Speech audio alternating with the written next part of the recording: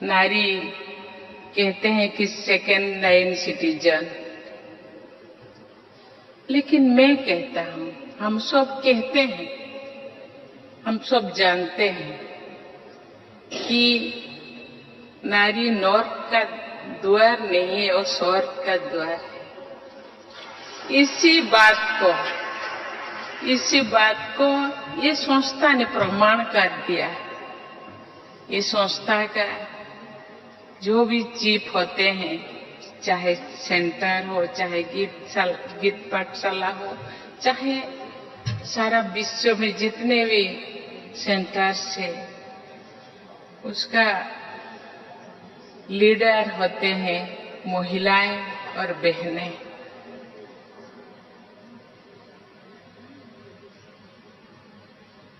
शक्ति के बिना शिव अधूरा है, क्योंकि शिव और शक्ति दोनों का प्रभाव से ही ताकत मिलता है, ऊर्जा मिलता है। शक्ति के बिना शिव का अधूरापन हो जाता है। इसीलिए ब्रह्मा बाबा ने एक शक्तियों को आगे रखा और जानते हैं कि ये महिला शक्ति के प्रतीक है, ये तो सर्वं सहा है। सुख, शांति, आनंद और प्रेम का ये जीता जागता ये मिसाल है। कोई बोलने से, कहाँ किताबों में लिखने से वो चीज तो बदल नहीं जाएगा।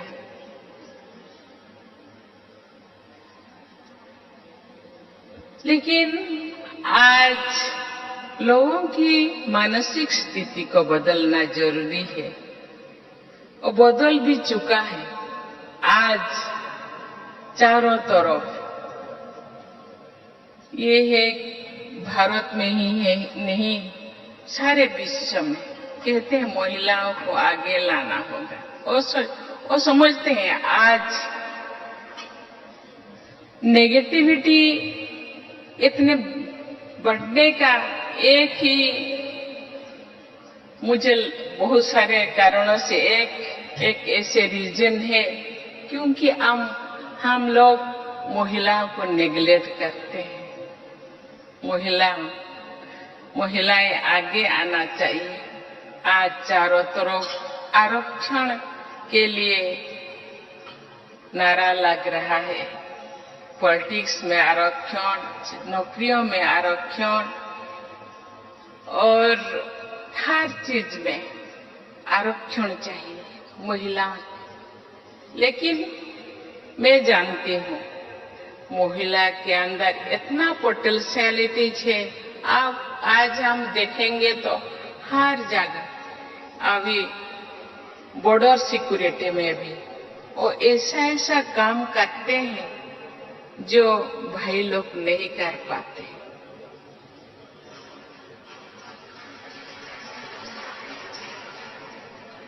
अपने आप को प्रूव करना चाहते हैं, उनके अंदर जुनून है, यस मुझे करना है, मुझे आगे बढ़ना है। किसी के पीछे, मेरे पीछे कोई रहना कोई जरूरी नहीं, मेरे अंदर पोटेंशियलिटीज है। इसीलिए आज आप देखेंगे तो सीबीएसई का रिजल्ट, कोई मेडिकल का रिजल्ट, कोई आईएएस का result, IAS, OAS, engineer, MBBS, जो भी आप रिजल्ट देखेंगे, बहनें अपने छात्राएं वो आज पहले जो नंबर 10 पे उनका नाम 50 से ज्यादा रहता है। अपने आप को प्रूव करना चाहते हैं, हम पीछे नहीं हैं, हम आगे हैं, आगे बन सकते हैं, जा सकते हैं। इसीलिए ये जो संस्था, ये जो इतने सारे संस्थाओं को एक सूत्र में बांधना, कोई बाबा की भाषा में कोई मासी का घर नहीं है। इतने लोगों को इकट्ठे करना, मानसिक परिवर्तन करना, ये केवल ये संस्था महिलाओं के नहीं, समाज के हर वर्ग, हर श्रेणी को आगे लाने के लिए वो चाहते हैं। जो समाज के सब लोग आगे बढ़ेंगे तो विश्व परिवर्तन हो सकेगा। मुट्ठी भर मानव के साथ कोई परिवर्तन नहीं हो सकता, सबको आगे लाना होगा, आगे आना होगा। इसीलिए वो युवाओं को भी आगे लाने के लिए गांव-गांव वो रैली कर रहे हैं। सब जानते हैं जितने अभी जनसंख्या वृद्धि हो रहा है, इसके साथ ही अपना अनाज का भी बढ़ावा जरूरी है। इसीलिए लोग रासायनिक सार का खाद का यूज करते हैं, लेकिन देखा गया है कि रासायनिक सार यूज करते बाद तो हम शारीरिक रूप से इतने नया बीमारी आ रहा है। इसीलिए ये संस्था ने जैविक सार, ऑर्गेनिक सार यूज करके वो गांव-गांव किसानों के अंदर ये बात को फैला रहे हैं। मुझे भी मौका मिला था कि ब्लॉक में कृषि सम्मेलन जो हो रहा है उसमें शामिल होने के, लोगों को समझाने के लिए, ये लोग इसको अपना रहे हैं। आज सब सोच रहे हैं हमको तो उस रासायनिक सार को बंद करना है, खाद को बंद, अभी ऑर्गेनिक जो खाद को अपनाना है, और उसके साथ साथ यौगिक व्यवस्था को भी उपयोग करना है। भाई और बहनों, आज सारे विश्व में स्वच्छता का अभियान चल रहा है। स्वच्छता, बाह्य स्वच्छता की, लेकिन ये संस्था का नंबर 1 मुद्दा तो है स्वच्छता और पवित्रता। ये पहले से ही है। ये केवल बाह्य स्वच्छता नहीं है, वो आंतरिक स्वच्छता, मन, वचन, कर्मणा में स्वच्छता, दृष्टि, वृत्ति, कृति में स्वच्छता, चाल चलन, चेहरा में स्वच्छता, कथनी और करनी में समन्वयता, समरसता, ये तो उनका मुद्दा है, ये संस्था का मुद्दा है। हम जब गांव जाएंगे तो बाह्य स्वच्छता के, एटमॉस्फेयर के स्वच्छता के साथ साथ अपने अंदर के स्वच्छता के बारे में भी लोगों को समझाना है। स्वच्छता तो अंदर ही ज्यादा है। इस स्वच्छता को मिटाने के लिए ये संस्था इतने दिनों से काम कर रहे हैं। मुझे पता है छोटे छोटे गांव से लेकर छोटे बड़े शहर तो बहनें गांव-गांव जाके कैसे लोगों को समझाते हैं और उनके मानविकता को जो घट गया है उसको फिर पुनर्स्थापन करने के लिए, पुनर्स्थापित करने के लिए वो कितने मेहनत करते हैं। जो लोग इस यही संस्था से जुड़े हैं, वो लोग तो परिवर्तन हो गए हैं। यही संस्था से ज्यादा लोग कैसे जुड़े, इसीलिए हम सबको प्रयास करना होगा। हम गांव जाएंगे, ऐसे तो क्योंकि ये युग एडवर्टाइजमेंट की युग है। आज तो सिनेमा वाले भी प्रमोट करते हैं, क्योंकि लोगों के पास जाने से ही ये सोचते हैं ये तो इतने व्हाइट ड्रेस, इतने परहेज, खान पैन वो परहेज है, इसीलिए लोग डांटते हैं। लेकिन हम जाएंगे, लेकिन उनको समझाएंगे कि नहीं, बहुत सहजता से, बहुत आसानी से हम इसी संस्था से जुड़ सकते हैं और इसी संस्था के जितने भी श्रीमत है उसको हम फॉलो कर सकते हैं। इनका जो ये संस्था के जो मकसद है, ये मकसद,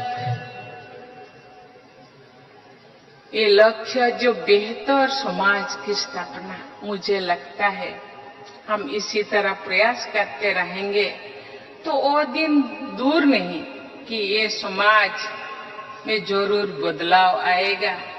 गांधी जी, महात्मा गांधी जी का सपने राम राज्य जरूर लौटेगा। इसके लिए हम सबको बहनें तो प्रयास कर रहे हैं, जो गृहस्थी है उनको भी प्रयास करना होगा। कहते हैं कि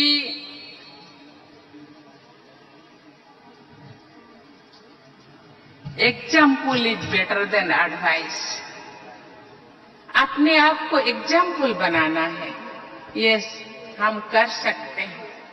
हम महाकाश पे जा सकते हैं, मिट्टी के अंदर जा सकते हैं, पानी के गहराई में जा सकते हैं। तो इतना सारा, इतने थोड़ा से काम हम नहीं कर सकते। मैं जो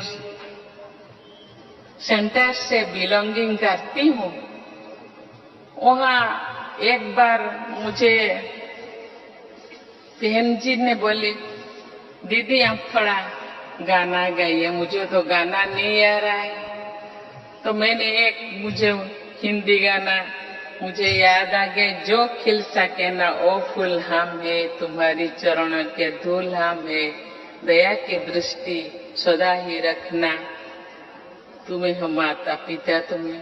बहन जी ने बोले, दीदी आप तो बाबा कहते हैं, बच्चे आप चरणों के धूल नहीं है, आप मेरे दिल के धड़कन है, आप तो आंखों के तारा है, आप तो मेरे दुलारी है, आप तो राजा है, राजा बेटा है।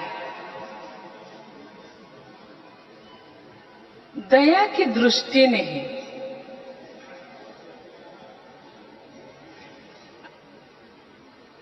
माता पिता अपने बच्चों को दया नहीं करते हो तो अधिकार से, अपना अधिकार है, मेरे जो पूछे वो तुम्हारे है, मेरे जो पूछे वो तुम्हारा है।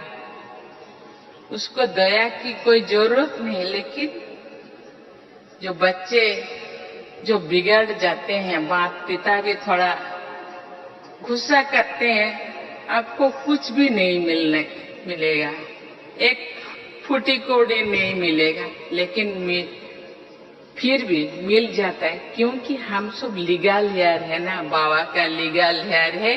बाबा का जो कुछ है, बाबा में जो गुण है, जो क्वालिटी है, हम में भी वही क्वालिटी है, लेकिन उस क्वालिटी को पहचानना चाहिए। और खुद उसको प्रयोग करने के साथ साथ दूसरों को भी।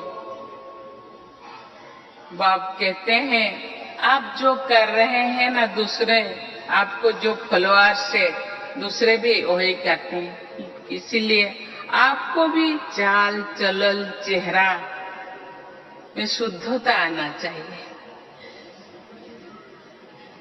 आपका वृत्ति में शुद्धता आना चाहिए, तो आपका फॉलोअर्स में भी आपके जो करते हैं वो जरूर करेंगे और विश्व का परिवर्तन जरूर होगा। इसके लिए हम सबको मेहनत करना पड़ेगा। ज्यादा मेहनत की जरूरत नहीं है, सोच को थोड़ा बदलना पड़ेगा। हम अपने आप को जितने भी नकारात्मक सोच है उसको बदलकर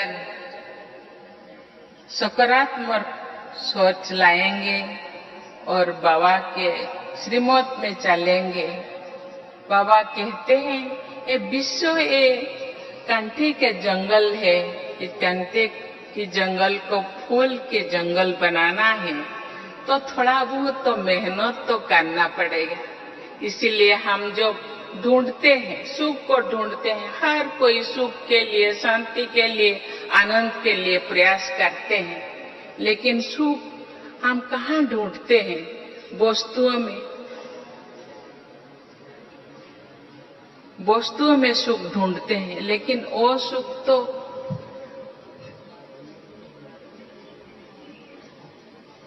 स्थायी नहीं है। लेकिन स्थायी सुख अपने अंदर है, उसको ढूंढना है। तो इसके लिए जो हर किसी के लिए, जैसे भगवान ने जो क्रिएट किए हैं, जितने भी प्लैनेट है अपने आप ना कक्षा में चलते हैं। स्कूल में हम दाखिला लेते हैं, स्कूल का भी कोई अनुशासन है, उनका भी कोई नीति नियम है। गवर्नमेंट जो चलता है कॉन्स्टिट्यूशन के नीति नियम के अनुसार चलता है। इसीलिए अपने आप का भी एक कॉन्स्टिट्यूशन बनाना चाहिए। मुझे कैसा जीना है,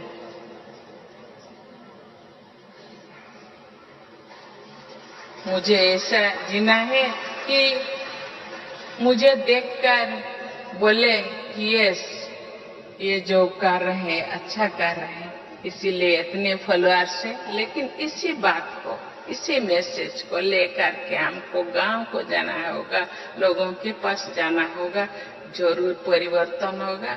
और राम राज्य जो सपना है महात्मा गांधी का, वो जरूर पूर्ण होगा। और इस संस्था, जो रूहानी संस्था, जो पुनर्स्थापन, जो मूल्यों का जो पुनर्स्थापन करने के लिए जो सोच रहे हैं, आज चारों तरफ जितने भी यूनिवर्सिटीज है, यूनिवर्सिटी में आज वैल्यू एजुकेशन के बारे में सोचते हैं।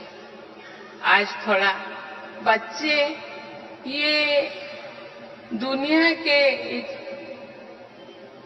इस चकचक्यों को देखकर थोड़ा रास्ता भूल गए। उनको रास्ता दिखाना हम सब का काम है। इसीलिए मैं तो गवर्नर तो चांसलर होते हैं। अपना जो स्टेट में 5 यूनिवर्सिटीज है, मूल्य एजुकेशन या वैल्यू एजुकेशन के लिए शायद नेक्स्ट अपना एकेडमिक सेशन से वो शुरू करेंगे और जरूर ये बदलाव आएगा। ये जो गीत है, हम होंगे कामयाब एक दिन, जरूर हम होंगे कामयाब। ओम शांति।